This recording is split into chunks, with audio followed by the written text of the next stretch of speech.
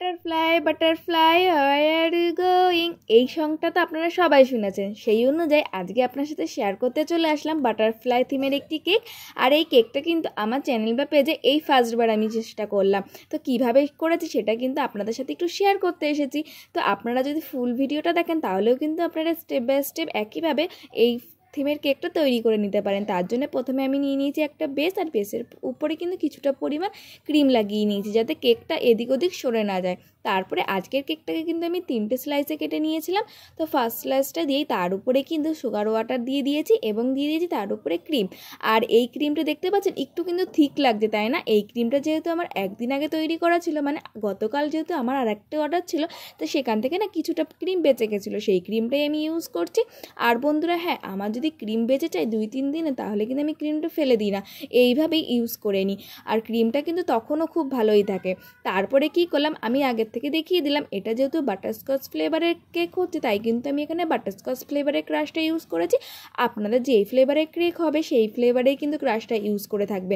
আর যদি vanilla flavour হয় তাহলে কিন্তু এখানে আপনারা মিক্স ক্রাশটাও ইউজ করতে পারেন, বা যেই ফ্লেভারটা আপনাদের কাস্টমার বলছে না এই ফ্লেভারটা আমার খুব ভালো লাগে সেই ফ্লেভারেও কিন্তু ইউজ করতে পারেন। তারপরে কি করলাম, আমি কিন্তু এখানে ক্রাম কোটিংটা করে নিচ্ছি। আর এখানে তারপরে আমি আজকেও কিন্তু কিছু ক্রিম তৈরি করে নিয়েছিলাম, সেটা কিন্তু এখন আমি অ্যাপ্লাই করছি। মানে ওই ক্রিমটা কিন্তু আমার অল্প বেঁচে গেছিলো, এর জন্য এই ক্রিমটা আমি তৈরি করে নিয়েছি, সেটা দিয়েই কিন্তু আমি এখানে ক্রাম কোটিংটা করে নিচ্ছি। আর ক্রাম কোটিংয়ের পরে আমি কিন্তু প্রায় 20 থেকে 30 মিনিটের জন্য এটাকে ক্রাম কোটিং করে সেট হতে দেব।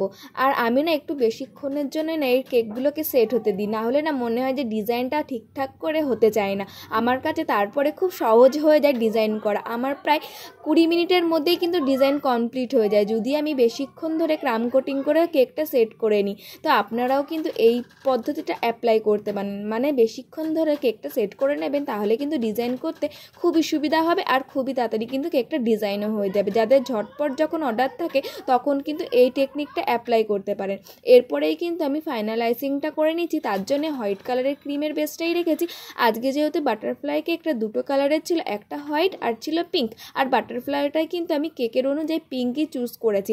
এই কেকটা কাস্টমাইজ থাকলেও কেকের ডিজাইনগুলো আমি দিদিকে প্রেফার করেছিলাম, তার মধ্যেই কিন্তু দিদি আমাকে চুজ করে দিয়েছিল।